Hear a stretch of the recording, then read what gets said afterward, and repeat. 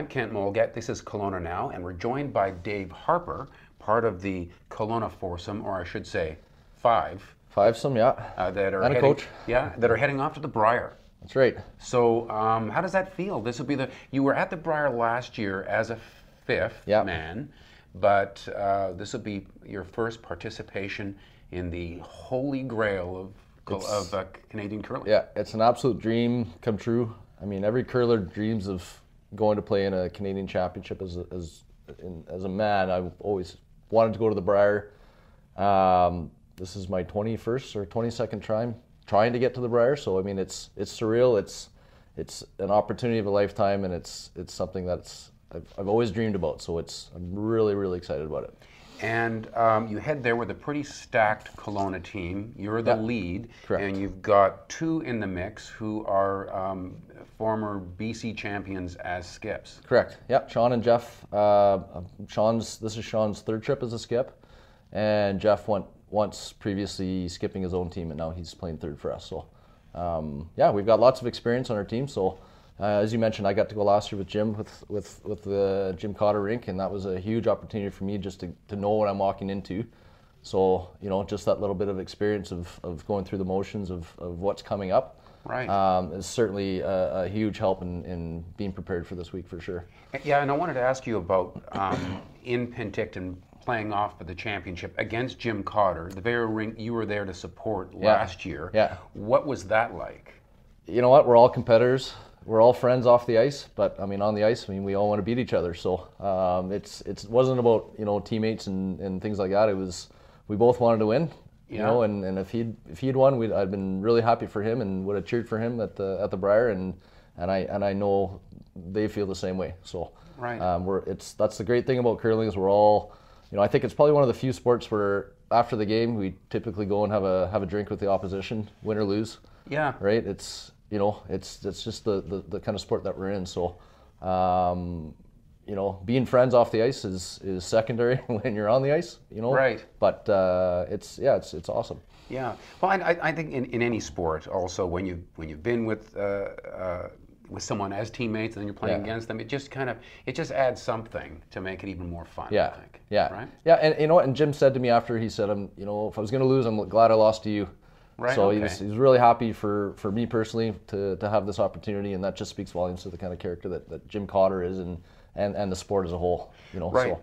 Now, so this is a Kelowna rink, but your skip, Sean Gill, is living in Abbotsford now. Yeah, he's actually from here originally. He's born and raised in Kelowna, and he now lives in Abbotsford. Yeah, so which isn't uncommon in curling now with the way the sport has evolved with the Olympics and everything. You're seeing a lot of teams that are joining forces from different provinces. So it's a different dynamic because we don't get to practice together on a regular basis like you would if all four of us lived in Kelowna. But right. It worked. We made the best of it, and we got together this past weekend for a little training camp, and we've all been doing this so long. We know how to practice. We know how to get ready for things. So it's not really a factor. So.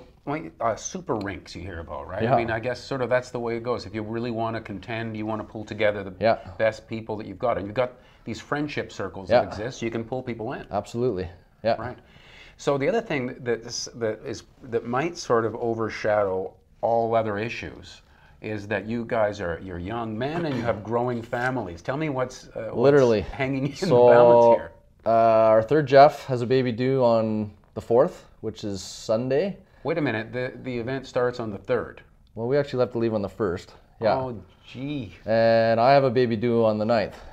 So you've got two babies due during the course of the competition. Yeah. Yeah, we didn't plan that very well, but both of our wives said leading into this, you know what, this is the year you're going to win it. So, of course, I mean, it's bittersweet. We obviously don't want to miss the birth of our children. We don't want to miss the Brier, but we'll play it by ear, and hopefully we can do both. We'll see what happens. There's every chance that you could miss the birth of your child and miss out on some curling. There's a good just chance, be caught on a flight somewhere. But hopefully not. I mean, we're both going to the doctors on a very regular basis, trying to see where things are at, and we're going to play it by ear. And it's families are first before any curling game, and make sure that our wives and kids are priority one. and we'll see what happens. So, wow, that does add another wrinkle, though, doesn't it? It adds a bit of a stress. Yeah, I remember after we won it, I was sitting in the change room. Everybody's excited, and I'm sitting there going, "Oh my God, what have I just done?" Because now we've got a whole different element to this that don't typically have. But you know what?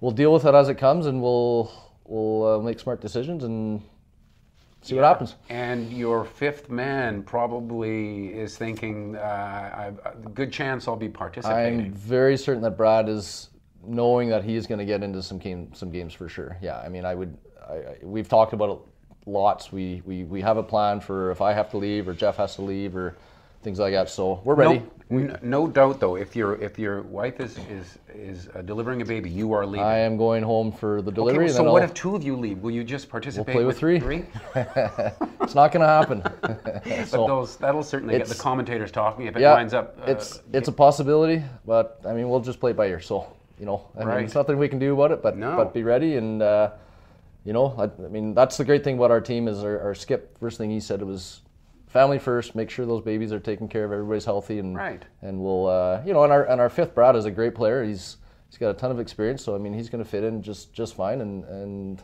we'll be fine. So, and the sport has evolved a lot differently now with sweeping, and, it used to be, both guys are on every broom or every rock and they're sweeping, but now it's you typically in a lot of shots, you're only going to have one guy sweeping, so... it's the only difference is two guys are going to be throwing three rocks as opposed to two. So I'm not worried about it. We'll be just fine and we'll go win as much as we can. And as we saw in the Olympics, you can curl with just two people now. That's right. Yeah. What did you think of that?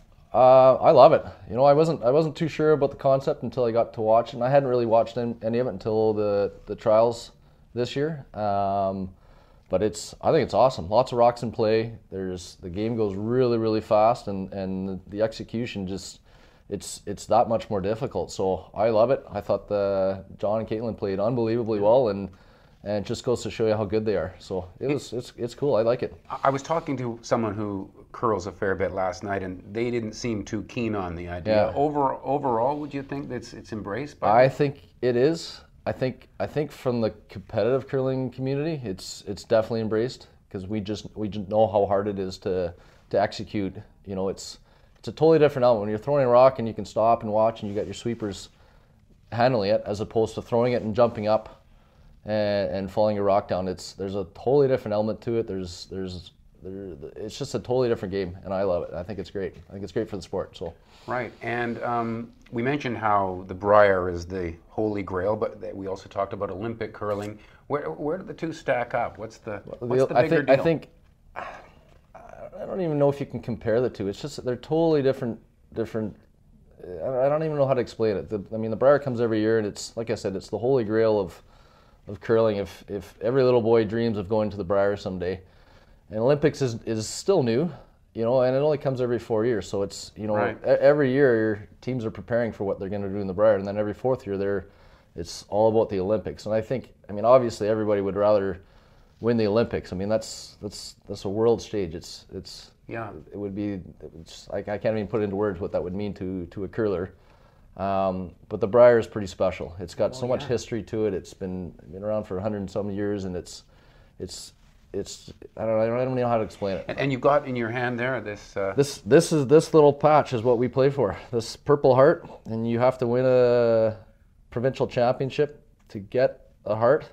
And this little patch here is what we play for. So this is special to me, and this is something I'll have forever. And it's not everybody can say that, but that's what we're playing for. Exciting times, Dave. Thanks for coming in and talking to us. I know you, everyone in Kelowna, and I think around the Okanagan. I think even Jim Carter will be pulling for you. Well, I appreciate that. Thank you very much. Terrific. Thank you. This is Dave Harper. This is Kent Mulgat, and you're watching Kelowna Now.